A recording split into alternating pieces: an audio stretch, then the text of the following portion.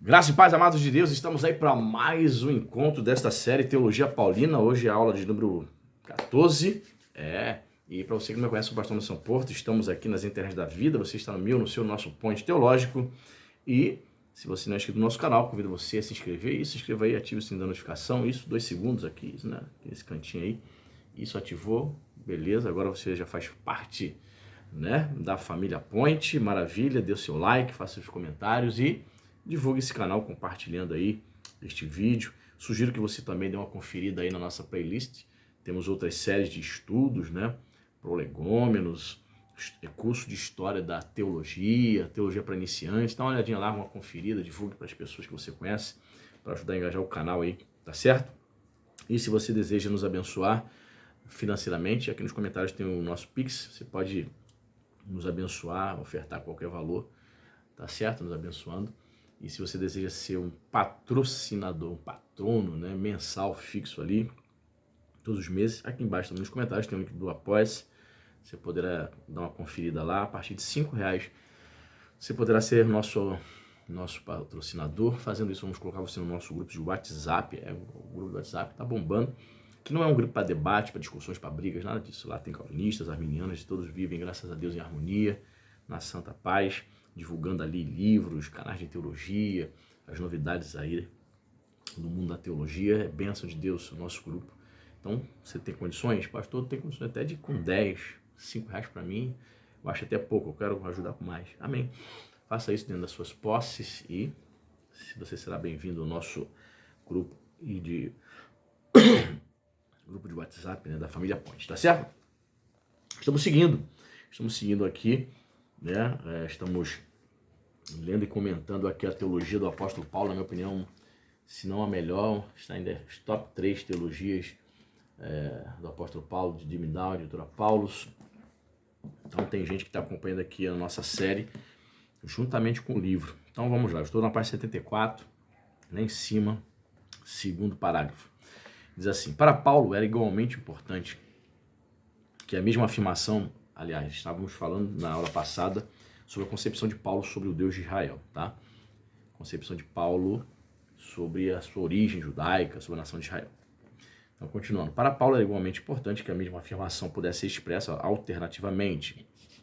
Agora os gentios chegavam para participar das bênçãos prometidas por Deus, particularmente por meio de Israel, conforme Gálatas 3, versos 6 a 14.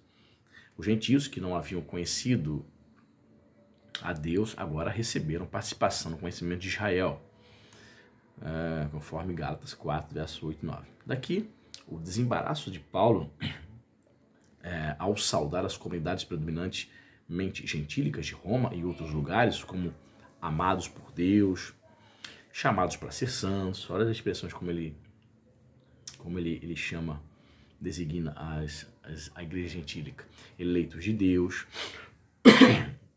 isto é, usando epítetos que haviam caracterizado a visão que Israel tinha de si. Os gentios participam das bênçãos de Deus, participando do status especial que Deus conferira a Israel. Eis a decisão porque tentaram, né, os patrícios de Paulo tentaram matá-lo várias vezes, né? Porque essas designações, essas expressões, chamados, eleitos de Deus, amados de Deus, povo escolhido, eram designações dadas à nação de Israel. Então imagina os rabinos, os grandes mestres, né, que assim como Paulo eram extremamente fanáticos, né, pela sua religião, pela sua crença, pelo judaísmo, vendo o apóstolo Paulo trazendo esses ensinamentos em referência em relação aos gentios. Gentios que os judeus chamavam de cães, né? Abominavam os gentios. Então era algo realmente para o estômago judeu insuportável, né? Paulo transferindo as promessas de um povo amado, eleito, da nação israelita para os gentios em Cristo Jesus. Pronto, herege. Paulo é até hoje considerado por rabinos como um grande apóstata, né, da religião judaica. Então ele, sem nenhuma cerimônia, sem fazer nenhuma cerimônia, ele traz, ele identifica as igrejas gentílicas com essas expressões, né? Então ele entende que os gentios passam, né, a fazer parte das promessas, muitas das promessas, né? Ele vai explicar isso, né, em Romanos ali, você sabe, capítulo 9, 10 e 11, né, os gentios como aqueles que foram enxertados para fazer parte das promessas de Deus, né?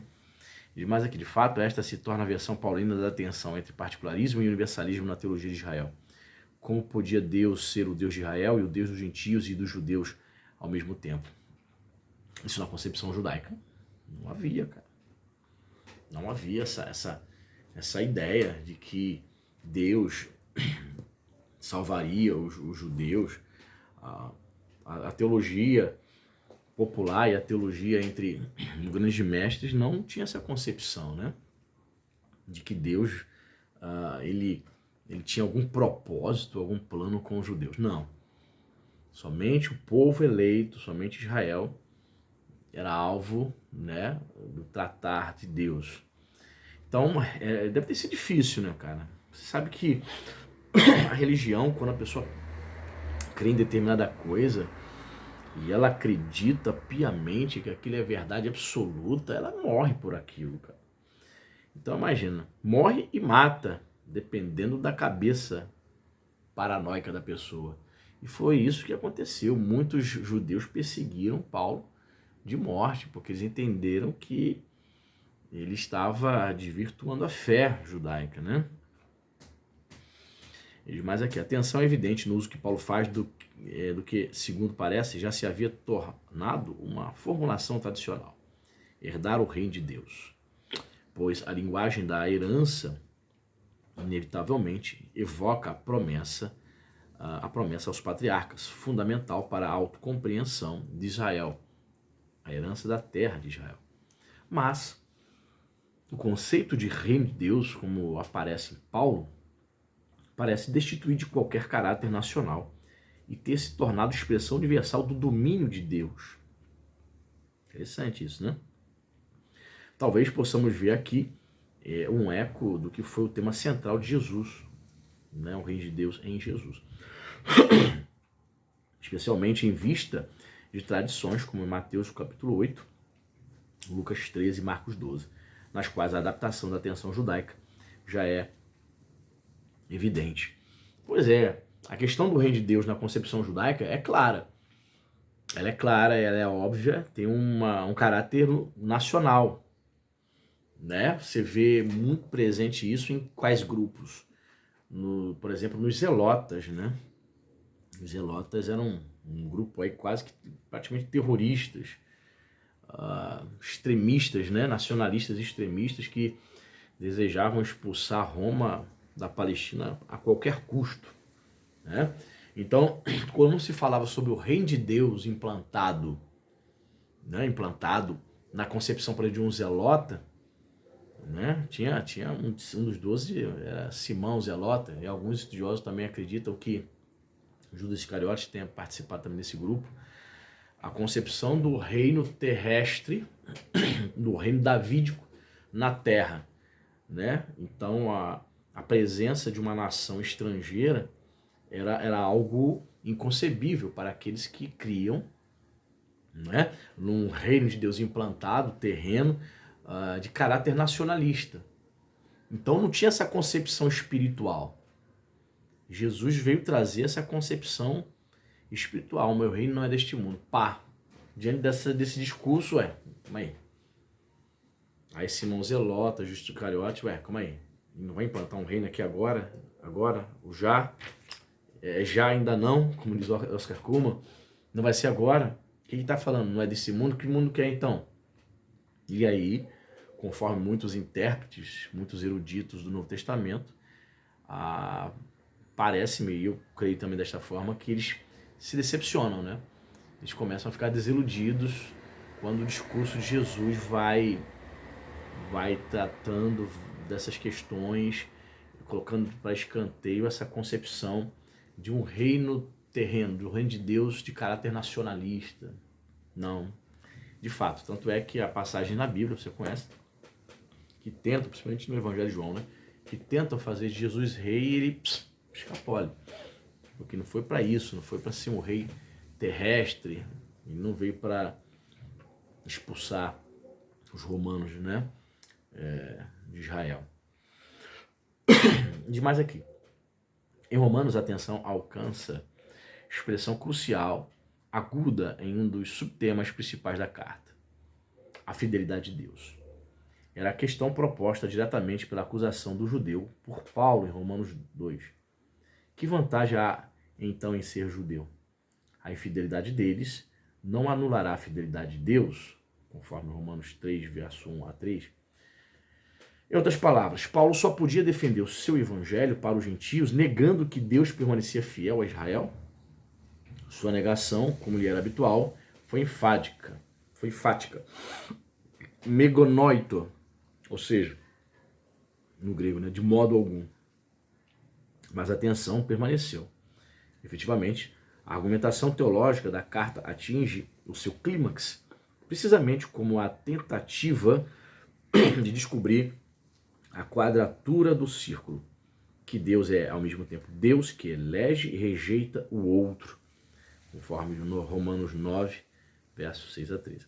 E o Deus que terá misericórdia de todos, conforme 11, versos 25 e 32. Então, esses 3 capítulos, né, você sabe, são capítulos ali complexos, né, mas de suma importância dentro da teologia paulina, onde ele vai tratar dessa rejeição temporária de Deus em relação a Israel. Ou seja, essa rejeição temporária e a inserção dos gentios no reino, nos planos de Deus, né? E é óbvio, é temporária porque sabemos que Deus ainda tem propósitos para com a nação de Israel, né? Demais, o Deus de Israel é o Deus único, é o Deus de todos. E no seu sumário de conclusão, Paulo procura manter a atenção, declarando que Cristo assume ser ministro dos incircuncisos para honrar a fidelidade de Deus. Portanto, Christian Bicker tem razão em ver nessa solução uma chave para o tema coerente do Evangelho de Paulo, que ele postula como o triunfo final de Deus. Ok? Christian Bicker escreveu um livro, né, chamado Paulo, né? Vou ver o ano aqui. Não, ele não coloca o ano, não. Christian Bicker. Ok. Aqui já entra no outro tópico, né? Deus na experiência. Os antigos debates filosóficos sobre a existência e natureza de Deus, deuses, foram muito semelhantes aos debates filosóficos desde sempre. Mas as convicções hebraicas antigas sempre foram mais profundamente enraizadas na experiência de revelação, isto é, Deus experimentado por meio de convocação e chamado, arquetipicamente de Abraão e Moisés, na inspiração profética, nas imagens emocionantes dos salmistas e na sabedoria dada de cima, sem falar das visões e experiências místicas dos apocalipses, né? Pois é, enquanto gregos, né, debruçavam-se sobre questões da vida, metafísica, filosofia, pensamento, né, nós vamos ver o povo judeu, o povo hebreu, claro, né, partindo da premissa que você crê na inerrância das escrituras, da palavra de Deus como palavra inspirada, você crê que Deus apareceu literalmente para Moisés, Deus chamou Abraão, tá? Então, ele está partindo desse pressuposto aqui, tratando a Bíblia como palavra de Deus. Então, você vai ver os judeus, né, os hebreus, tendo esse chamado, Deus chamando Moisés, né, Moisés tendo uma experiência direta com Deus, sendo o libertador de Israel do Egito, Deus chamando Abraão para fazer ele pai de uma grande nação. Você vai ver as experiências místicas, as visões de Daniel, de Ezequiel, né, falando de livros apócrifos, de Enoque, né, coisas que pouco se fala em relação, por exemplo, a gregos e romanos. Isso não significa que nas religiões pagãs não existisse essas esses transes, né? Os indivíduos incorporando entidades, é claro que existia, né? Os demônios sempre agiram na vida das pessoas. Então haviam sim, são as chamadas religiões de mistérios, né? Onde as pessoas invocavam Deus, entidades e tal. Mas no geral, por exemplo, principalmente os gregos, eles não buscavam no geral isso, mas o povo hebreu, o povo judeu, você nota tanto pela história bíblica quanto a história secular de Israel, sempre foi um povo extremamente religioso, um povo extremamente voltado para a percepção de que eles deveriam ser guiados, orientados, governados por um Deus. E esse Deus é o Deus de Israel. Quando você vai para a academia, quando você vai para historiadores, para teólogos céticos, racionalistas, eles não acreditam, né, nessas visões, Daniel, nada disso, né? Eles negam a autoria do Pentateuco de Moisés, você sabe, né? Então eles entendem que a Bíblia, o Antigo Testamento, é uma coxa de retalhos, né? Uma coxa de retalhos onde ali, em cada época, em cada tempo, um autor teria ali relatado sua visão, sua cosmovisão acerca de El, né? Do Deus, né? Um dos deuses do panteão cananita. Seria mais um dentre eles. Então, as concepções são bem distintas, né? Quando você pega um autor cético, um historiador, que vai falar sobre Deus, sobre Israel, né? Você como crente, é desanimador, né? A gente lê porque a gente tem que saber, mas é desanimador. Quando você pega um erudito que crê nas Sagradas Escrituras de fato, e você vai ver ele relatando, falando de maneira erudita acerca das concepções religiosas de Israel, dos judeus, é outra coisa, né? Também Paulo estava familiarizado com esses debates acerca dos filósofos gregos, né? Até por conta da formação de Paulo, né? A reprodução dos seus discursos nos Atos, por Lucas, né?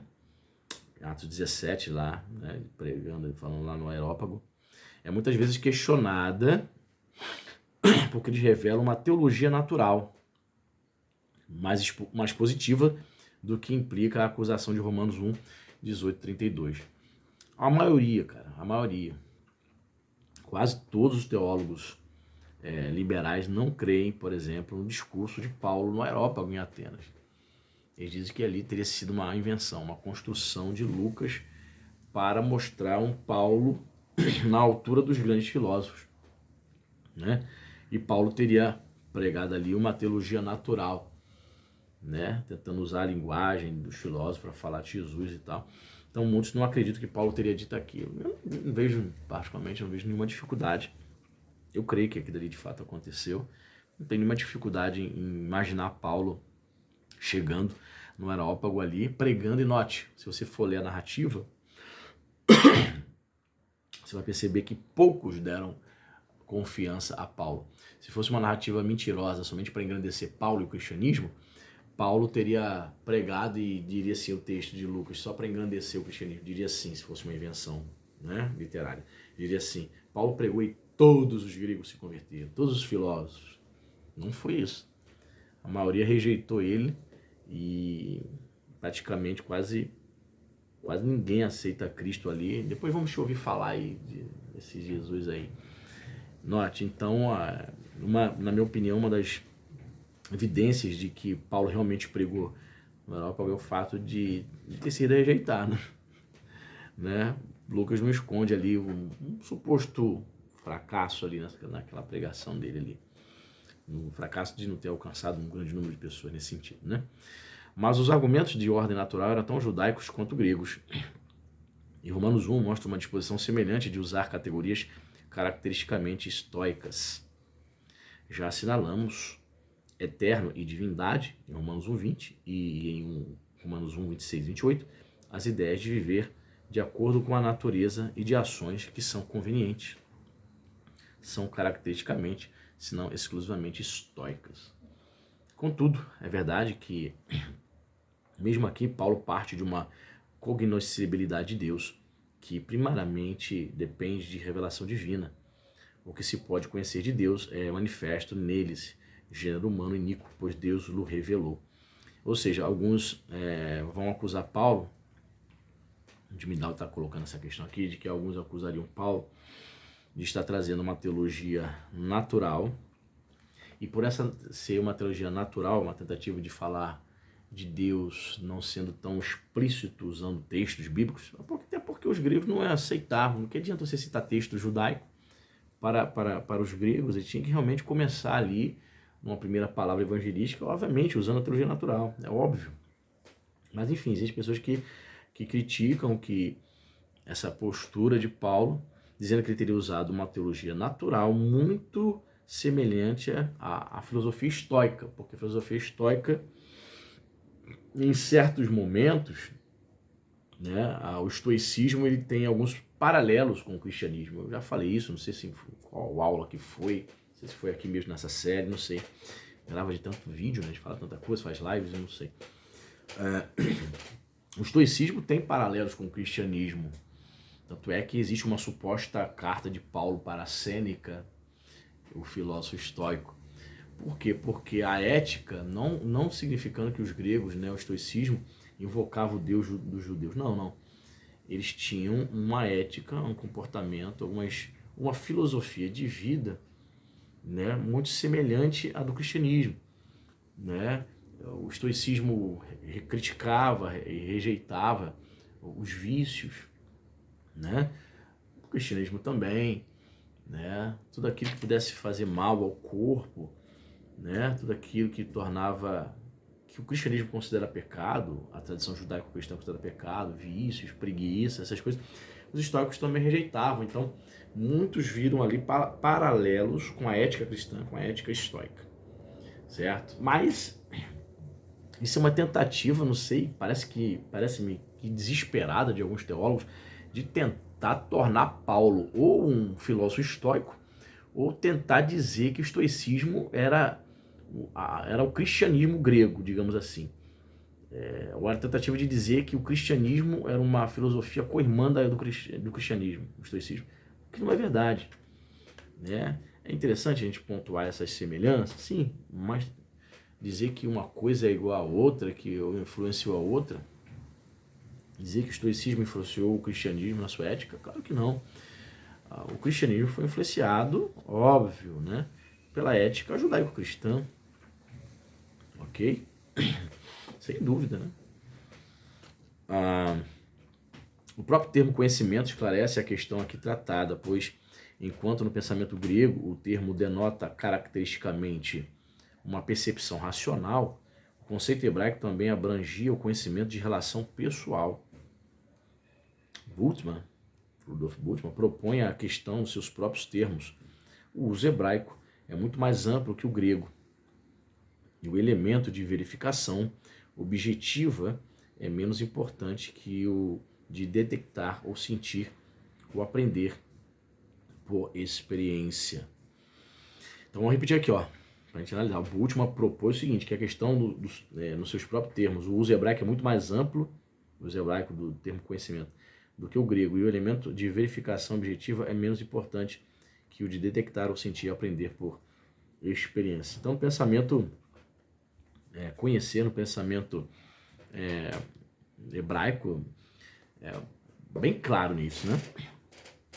Traz a ideia de conhecimento, de contato, relacionamento pessoal. Tanto é que o cristianismo herda isso também, né? Vai herdar essa percepção de conhecimento, de relacionamento pessoal.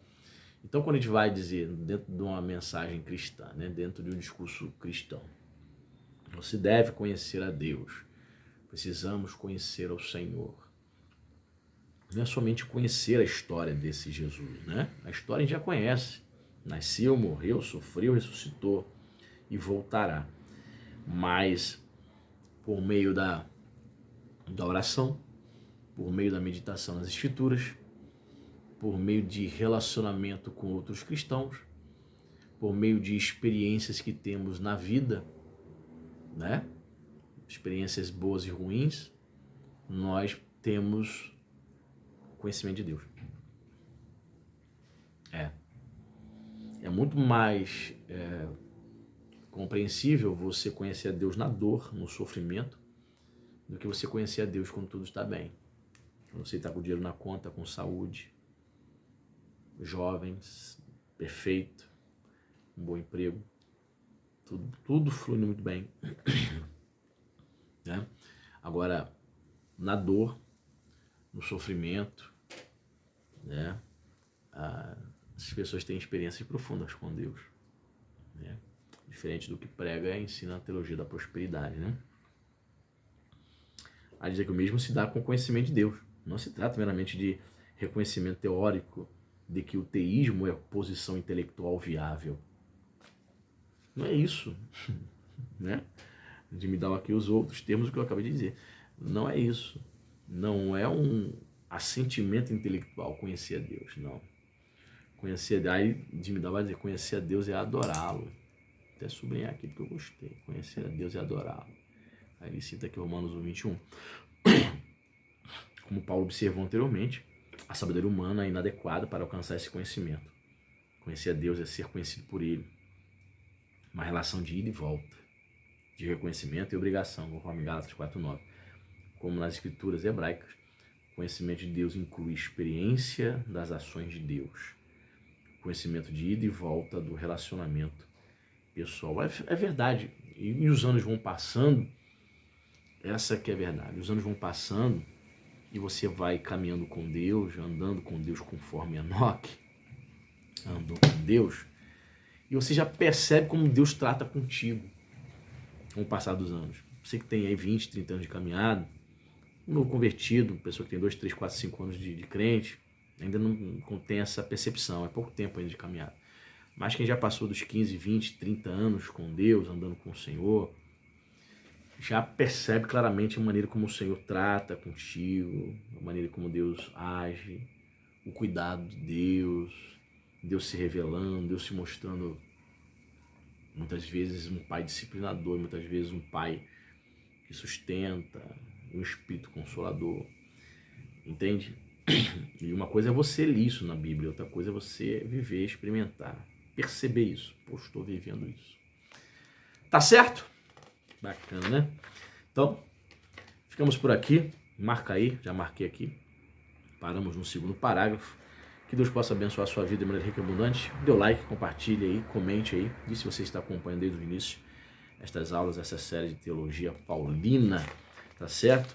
Na próxima aula a gente vai falar, acho que a gente fecha esse assunto aí, né? Para de repente na aula 15 entrar no tema humanidade, a percepção de Paulo acerca da humanidade. Bacana, né? Deus abençoe e até a próxima.